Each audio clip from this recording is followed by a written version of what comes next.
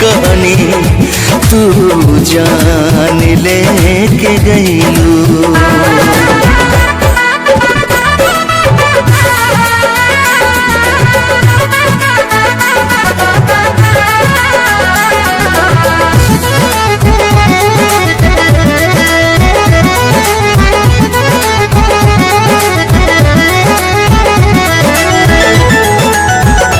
अखियाँ से लोरवा पर से जब छोड़ के तू गईलू, ना दे मेहंदी रचैलू, ना पाँव महावर कैलू।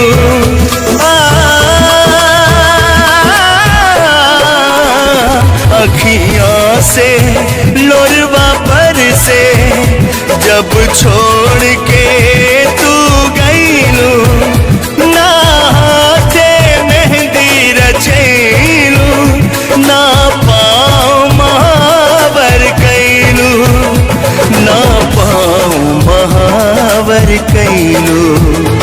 अब लागता कि जैसे तो प्राण लेके गईलू। हम जान कहनी तू जान लेके गईलू।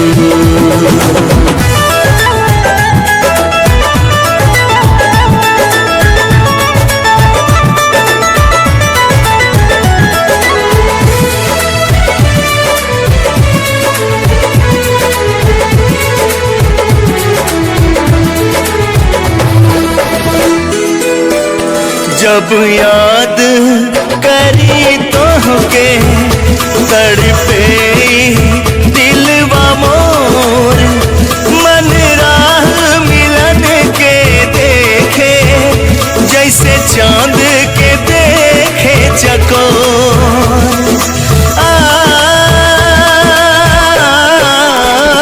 जब याद करी तोहके तड़पे दिलवा मोर, मन राह मिलन के देखे जैसे चांद के देखे चकोर, जैसे चांद के देखे चकोर।